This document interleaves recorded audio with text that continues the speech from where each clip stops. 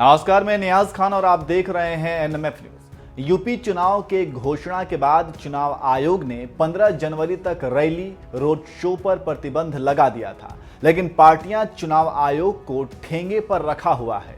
उसी कड़ी में समाजवादी पार्टी ने लखनऊ कार्यालय में एक बड़ी रैली का आयोजन किया, जिसमें बीजेपी से इस्तीफा देकर समाजवादी पार्टी में शामिल हुए कद्दावर नेता स्वामी प्रसाद मौर्य और मौर्य के साथ लगभग 12 से अधिक विधायक भी एसपी की सदस्यता ग्रहण कर ली। लेकिन इस दौरान कोरोना गाइडलाइन का कोई पालन नहीं हुआ, जिसको लेकर चुनाव आयोग लाल हो गया है और एक्शन लिया है। चुनाव आयोग की कड़ी प्रतिक्रिया के बाद समाजवादी पार्टी के लगभग 2500 लोगों के खिलाफ एफआईआर दर्ज करा दिया गया है।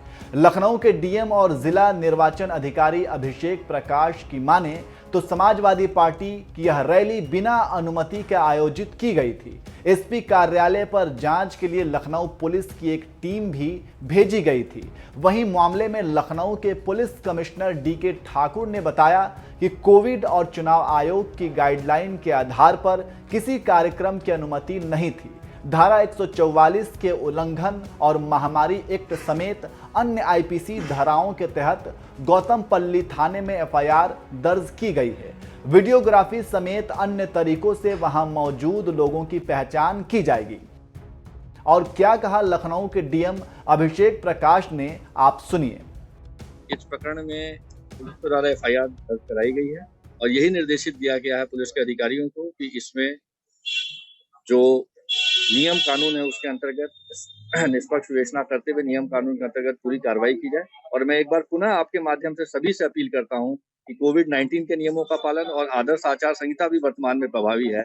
इसमें जो आदर्श आचार संहिता के जो स्पष्ट नियम है और माननीय आयोग का निर्देश है, इसका पालन करना हम सभी का कर्तव्य है। धन्यवाद। कितने लोग मौजूद थे और किन किन धाराओं में मुकदमा दर्ज हुआ और पूरा प्रकरण क्या चल रहा था, क्या जानकारी मिली है? देखिए, इसमें आदर्श आचार संहिता का उल्लंघन और कोविड-19 के नियमों का उल्लंघन इसमें जो परिलक्षित हुआ है उसके अंतर्गत सुसंगत धाराओं में मुकदमा दर्ज किया गया है और इसकी ज्यादा डिटेल्स आप यहां से ले सकते हैं। कितने लोगों के खिलाफ हुआ है दर्ज?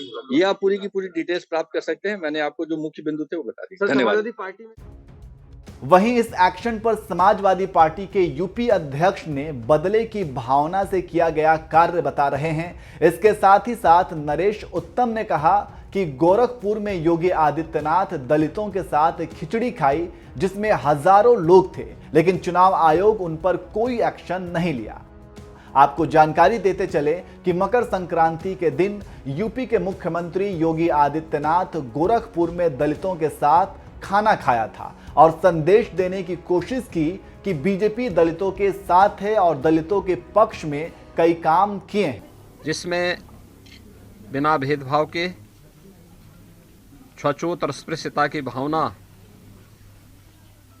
को पूरी तरह समाप्त करने का जो संकल्प बाबा साहब भीमराव अंबेडकर का रहा है,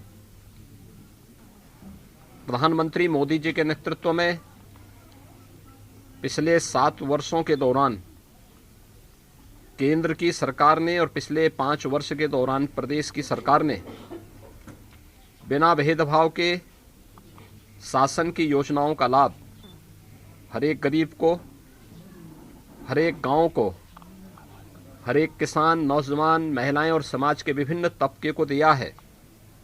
तो आप समझ सकते हैं कि कैसे कैसे राजनीति की जा रही है और क्या किया जा रहा है। अब देखना होगा कि आगे क्या होता है और कैसे आरोप प्रत्यारोप का दौर चलता है, देखना होगा।